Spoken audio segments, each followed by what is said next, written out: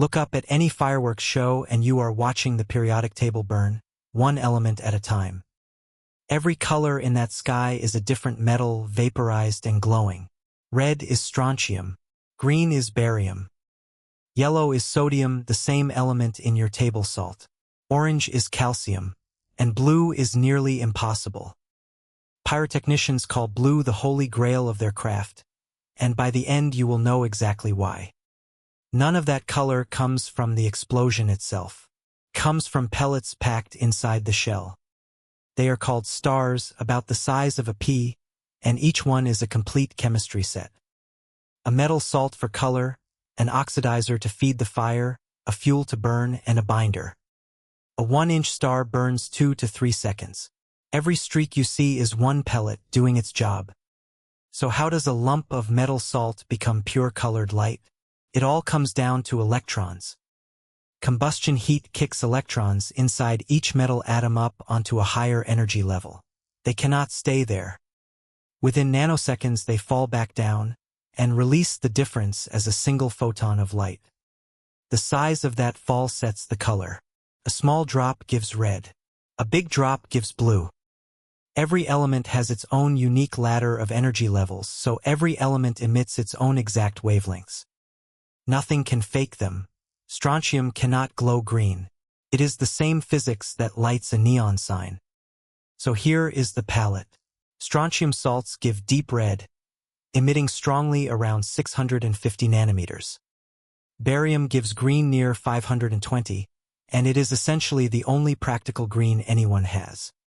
Sodium gives a hard yellow at 589 nanometers. Remember that number, it causes trouble later. Calcium pushes orange. Lithium burns red too, but it costs more, so strontium does most of the heavy lifting. Read a real formula sheet and it is a shopping list. Strontium carbonate, barium nitrate, copper carbonate, sodium nitrate. But here is the twist that surprises even chemistry students. The thing emitting the light usually isn't the atom. In a real firework flame, the strongest colors come from fragile molecules that exist only for an instant.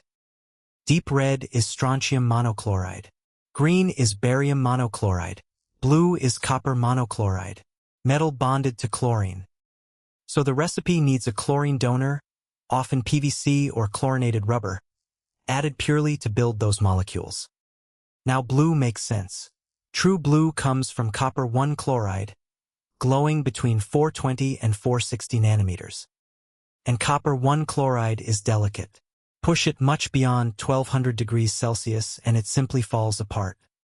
Trouble is, firework flames routinely run 1500 to 2000 degrees, and the bright ones run hotter. Run too cool instead, below roughly 1000 degrees, and the flame cannot excite it. The blue goes dull. So the whole usable window is barely 200 degrees wide, inside an uncontrolled explosion in mid-air. Chemists thread it by tuning fuel and oxidizer precisely and adding coolants that deliberately hold the temperature down. Which is a cruel trade since cool flames are dim. That is why experts judge a whole show by its blue. Chemists are still hunting a better blue. A Munich team built one using copper iodide with no chlorine at all.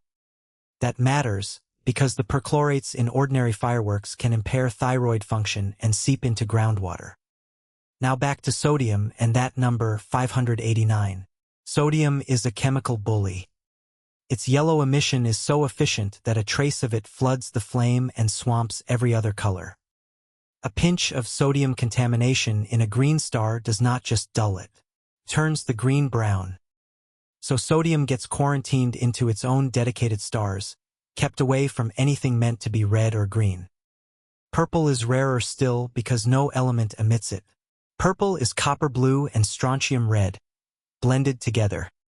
So it inherits every one of copper's temperature problems, then has to balance a second colorant on top. Now something strange. The gold, silver, and white in fireworks are not chemical colors at all. That is just hot metal glowing.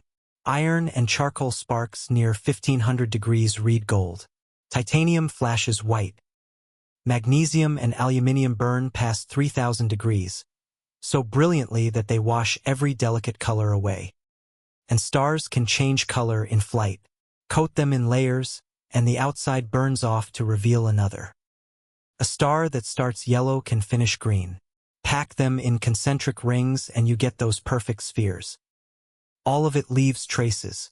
Barium, copper, and strontium spike in the air for hours after big displays. Astonishingly, fireworks spent roughly 1,000 years with almost no color. China invented them under the Tang dynasty. Bamboo tubes, then paper ones packed with gunpowder. Dazzling, deafening, but only orange flame and white sparks. Then potassium chloride arrived, hot enough to excite metal salts, and 1830s Italy unlocked the whole palette. And that same colored light did something far bigger. In 1860, Bunsen and Kirchhoff aimed a prism at flames. Each metal showed its own bright lines, and those lines matched dark lines in the spectrum of our sun. That is how we learned what stars are made of. Every firework is that discovery, fired back at the sky.